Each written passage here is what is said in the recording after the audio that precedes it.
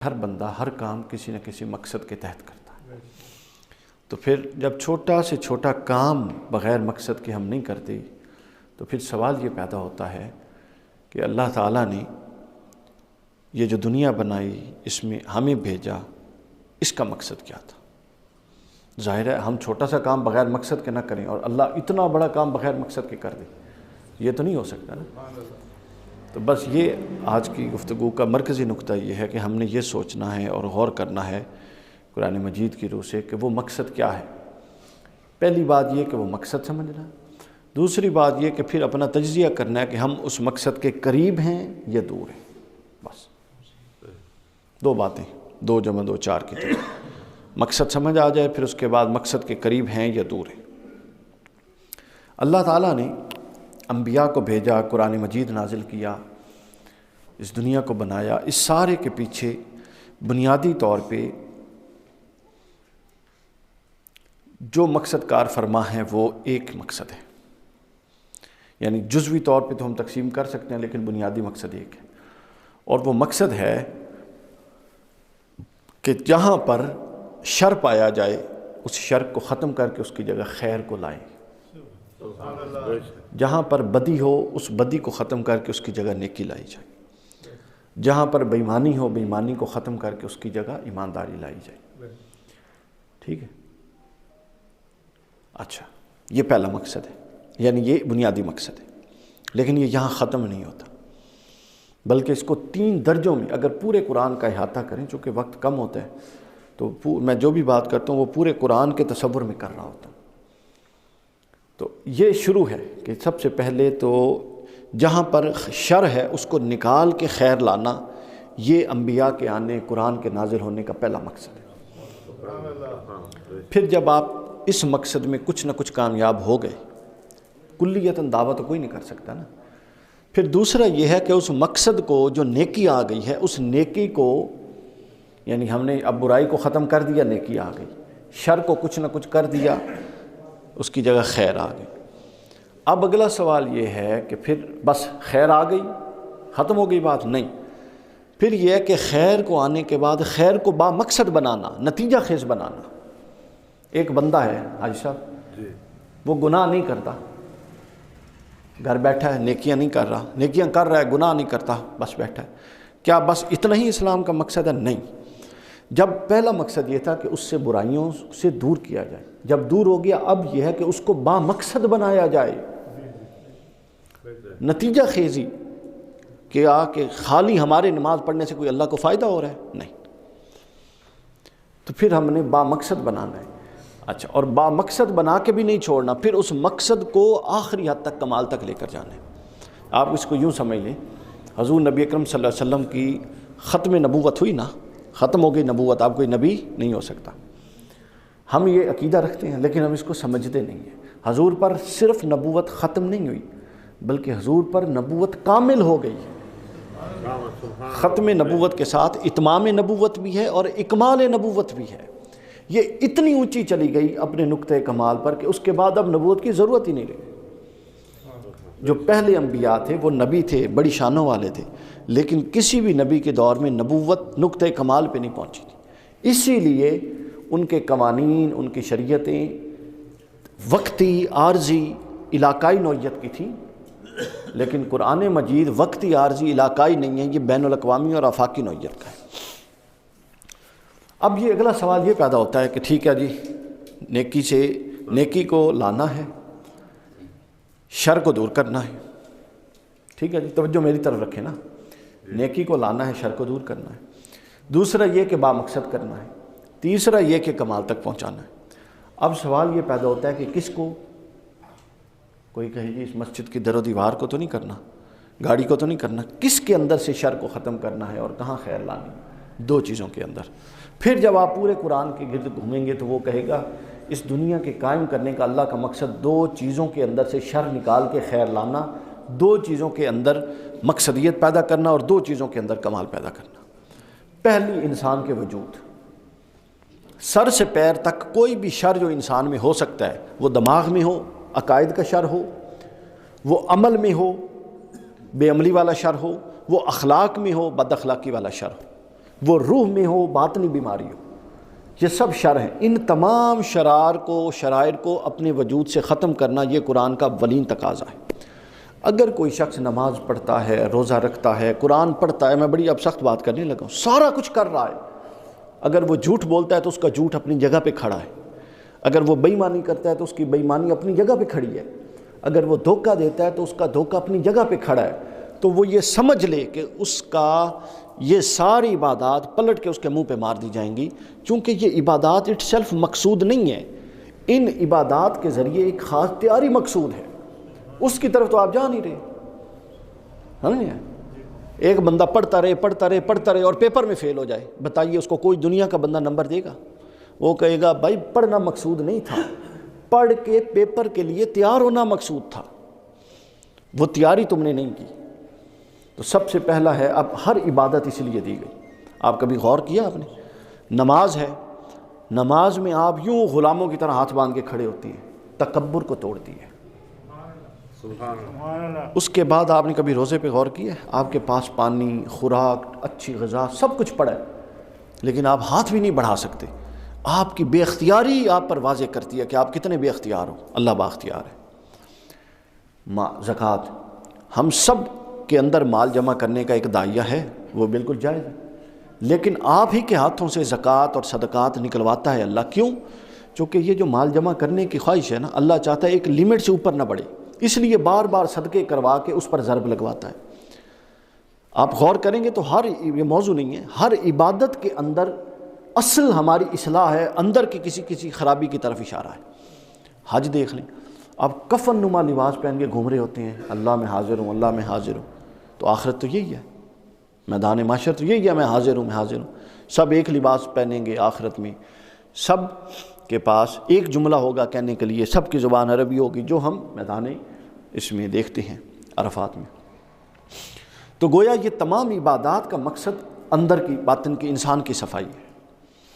اچھا، اب جب انسان صاف ہو گیا، اس کے اندر سے شر بھی نکل گیا، اس کے اندر ساری چیزیں نکل گئیں، تو صفائی تین طرح کی میں نے بتایا۔ سب سے پہلے دماغ کی صفائی، عقائد درست ہوں، مقصد زندگی کا درست ہو۔ دوسری اعمال کی صفائی، اطاعت کا پابند ہو، جو فرائض ہیں ان کو ادا کرتا ہو۔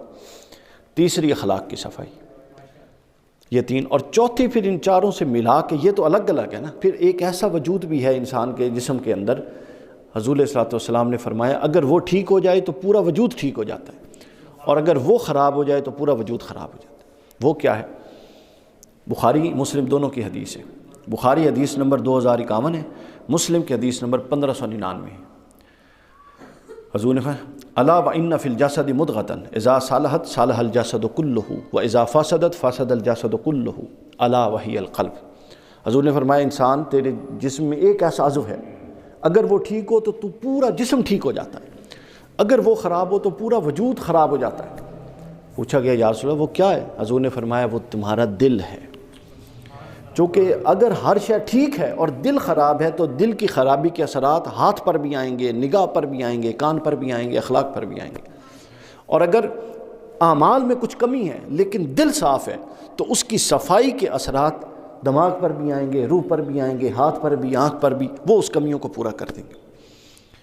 اچھا، اب دل کا کام کیا ہے؟ دل کا کام کیا پکڑنا ہے یا چلتا ہے؟ دل نہیں چلتا نہ پکڑتا ہے۔ ہاتھ کا کام پکڑنا ہے نا، ہاتھ سوچتا نہیں ہے۔ پاؤں کا کام چلنا ہے، پاؤں پکڑتا نہیں ہے۔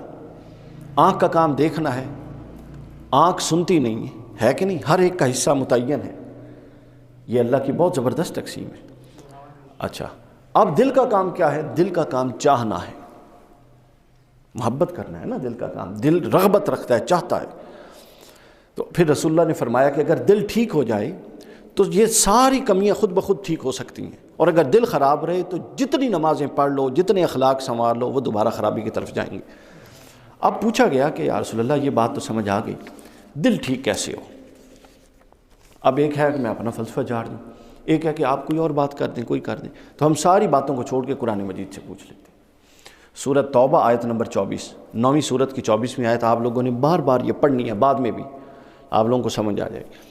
اللہ تعالیٰ نے فرمایا قل ان کان آباؤکم وابناؤکم واخوانکم وازواجکم وعشیرتکم، 5 رشتے گنوائے، اے نبی صلی اللہ علیہ وسلم فرما دیں اگر تمہارے باپ دادا، تمہارے بیٹے بیٹیاں، تمہارے بھائی بہنیں، تمہاری بیویاں اور تمہارے دیگر رشتہ دار، 5 رشتے گنوائے. کتنے رشتے دسو؟ 5. اس کے علاوہ کوئی اہم رشتہ رہ گیا؟ ختم ہو گئے نا سارے. باپ دادا بھی آ گیا، بہن بھائی بھی آ گئے، اولاد بھی آ گئی، ماں بھی آ گئی، اور دیگر رشتہ دار، بیویاں بھی آ گئی، دیگر رشتہ دار بھی آ گئے. یہ ایک طرف رک جائیں ابھی یہاں پہ.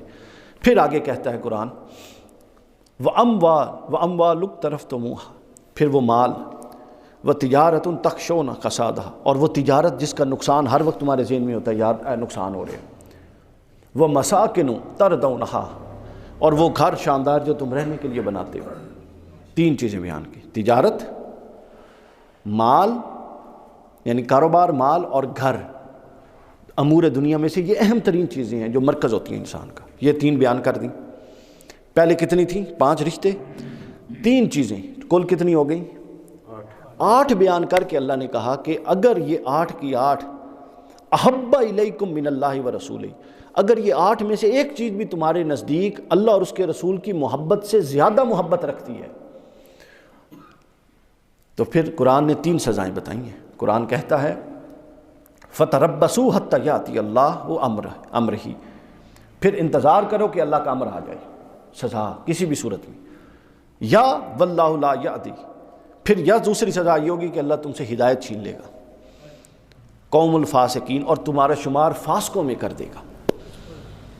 تو اب دل کے اندر جو مرکز ہے، قرآن کہتا ہے کہ اس کے اندر، قرآن یہ نہیں کہتا کہ ماں کی محبت نہ ہو، باپ کی نہ ہو، بیوی کی نہ ہو، اولاد کی نہ ہو، گھر کی نہ ہو، اپنا مال کی نہ ہو، ان کاروبار کی نہ ہو، یہ نہیں کہتا.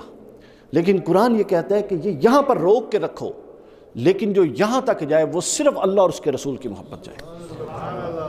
یہ دیکھیں نا، اس میں ہے سورہ میں، سورہ غالباً القاریہ میں ہے، نہیں الحاقم التکاثر میں ہے شاید، کہ قرآن کہتا ہے کہ وہ مال کو گنتے ہیں، وہ مال کو گنتے رہتے ہیں، اور ویل لکل، ہاں ویل لکل ہمزہ الذی جمع مالا وعددا، وہ بار بار مال کو گنتے رہتے ہیں. یحسب ان مالہ اخلدا، وہ یہ گمان کرتے ہیں کہ ان کو مال بچا دے گا.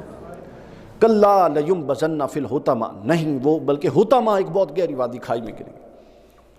وما ادراک ما الحطمہ نار اللہ الموقدۃ التی تطلع علی الافئدہ، یہ وہ آگ ہے جو اللہ نے بھڑکائی ہوئی اپنے غضب کے ساتھ، تطلع علی الافئدہ.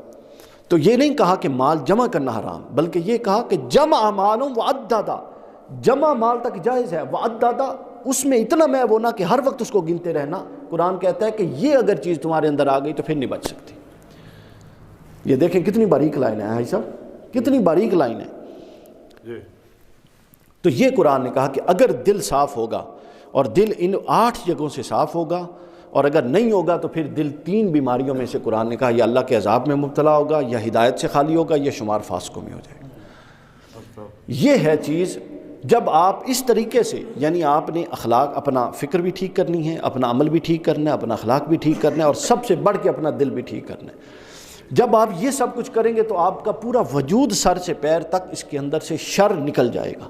دیکھیے معصوم کوئی نہیں ہو سکتا، معصوم انبیاء تھے. چھوٹی موٹی خطائیں ہوتی ہیں، میں نے بتا دیا 3 درجے ہیں خطا کے، ایک خطا، ایک لغزش، پھر خطا، پھر گناہ، اور پھر جا کے ہٹ درمی اور سرکشی بن جاتی ہے. تو جب تک ہٹ درمی سرکشی نہیں بنتی ہے، اس سے پہلے اللہ کا معافی کا دروازہ کھلا رہتا ہے. تو لہٰذا پورا وجود جب خیر پر مبنی ہو اور شر نکل جائے گا تو یہ قرآن کا پہلا مقصود حاصل ہو گیا. پورا قرآن آیا ہی اس لیے، قرآن اس لیے نہیں آیا کہ اس پر فتویٰ لگائیں وہ کافر ہے، وہ یہ کر رہا تھا، اس کی نماز ٹھیک نہیں ہے، اس کا تلفظ ٹھیک نہیں ہے. قرآن آپ کے لیے آیا تھا سب سے پہلے. اور ہم قرآن پڑھتے ہیں لوگوں کو اصلاح کے لیے، اپنی اصلاح کے لیے نہیں پڑھتے. یہ پہلا نقصان، یہ پہلا نقصان. اچھا اب یہ دیکھیے، یہ محبت جو قلب میں بسانا ہے، یہ کتنا ضروری امر ہے، یہ کتنا ضروری امر ہے. اور صحابہ، اب اس تصور میں، یہ جو میں نے قرآن مجید سے اخذ کر کے بتایا، اس تصور کی روشنی میں آپ دیکھیے کہ کیا صحابہ کرام کی حیات اور ان کی اصلاح، انہوں نے اپنے اندر سے وہ جو ساری لغزشیں نکالی تھی وہ اسی پیٹرن پہ نہیں نکالی تھی. بنیادی چیز دل تھا جس کو صاف کر دیا اور محبت رسول سے.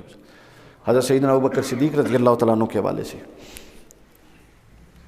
کہ حضور نے فرمایا کہ مال کی ضرورت ہے، اسلام کو مال کی ضرورت ہے، تو اب بتائیے کہ عقل یہی کہتی ہے کہ جائے بندہ چند ضروری چیزیں جو آپ کے اہل و عیال کی ضرورت کے علاوہ ہیں وہ اللہ کی بارگاہ میں، اللہ کے رسول کی بارگاہ میں پیش کر دیں، لیکن حضرت ابوبکر صدیق نے ٹاٹ کا لباس پہنا اور دیواروں پر ہاتھ مار کے دیکھتے تھے کہ کوئی چیز رہ تو نہیں گئی اور ہر شے لا کے رکھ دی۔ یہ جذبہ ایثار، یہ جو جذبہ ایثار ہے، یہ بتائیے کیا یہ خالی عقل سے آتا ہے؟ یہ بلکہ وہ اس سے آتا ہے جب دل اللہ کے رسول سے لگ جاتا ہے۔ اور پھر حضرت عمر فاروق فرماتے ہیں کہ میں ایک دفعہ حضرت ابوبکر کے پاس، بلکہ حضرت ابوبکر کے بیٹے نے حضرت عمر فاروق کو بتایا، فرماتے ہیں کہ جب یہ ابا جان نماز پڑھتے ہیں تو ان کے سینے سے، خاص طور پہ حضور کے وصال کے بعد، سینے سے ایسی آواز آتی ہے جیسے ہنڈیا کو چولہے پہ رکھا جائے تو اس کے اندر سے جو آواز آتی ہے۔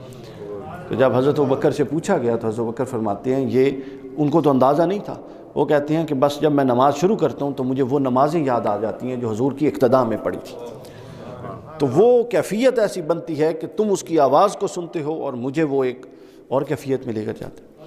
حضرت عمر فاروق کا بھی یہی معاملہ، گشت کر رہے تھے، سب تاریخ کی کتب میں موجود ہے، سب حدیث کی کتب میں موجود ہے، امام طبرانی نے، بہت سارے لوگوں نے بھی، سامان کندھے پہ رکھ کے گھوم پھر رہے تھے، ایک بوڑھی عورت کے گھر کے دروازے کے پاس پہنچے، حضور کے وصال کے بعد کی بات ہے، حضرت عمر خلیفہ بن چکے تھے، تو بوڑھی عورت حضور علیہ السلام کی یاد میں رو بھی رہی تھی اور ایک قصیدہ نعت پڑھ رہی تھی، جس کے ایک شعر کا مفہوم تھا کہ یا رسول اللہ آپ چلے گئے ہیں، میں عن قریب آپ کے پاس آنے والی ہوں، تو جب میں آؤں تو میرے ساتھ ویسے ہی شفقت کیجیے گا جیسے آپ یہاں کیا کرتے تھے دنیا میں۔ حضرت عمر نے دروازہ کھٹکھٹا دیا، تو اس نے کہا کون؟ بتایا عمر بن خطاب۔ اس نے کہا عمر بن خطاب یہاں کس ارادے سے آیا ہے؟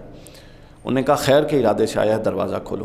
دروازہ کھولا، وہ بیٹھ گئے جا کے، اور اس بی بی کو کہتے ہیں کہ وہ شعر جو تو پڑھ رہی تھی یہ دوبارہ پڑھ، اور جب یہاں پر پہنچے کہ جب میں آپ کے پاس پہنچوں تو میرے ساتھ وہ ارادہ کیجیے۔ حضرت عمر فرماتے ہیں کہ تم یہ کہو کہ جب میں اور عمر دونوں آپ کے پاس پہنچے تو ہمارے ساتھ یہ ارادہ کیجیے، آپ اندازہ کیجیے۔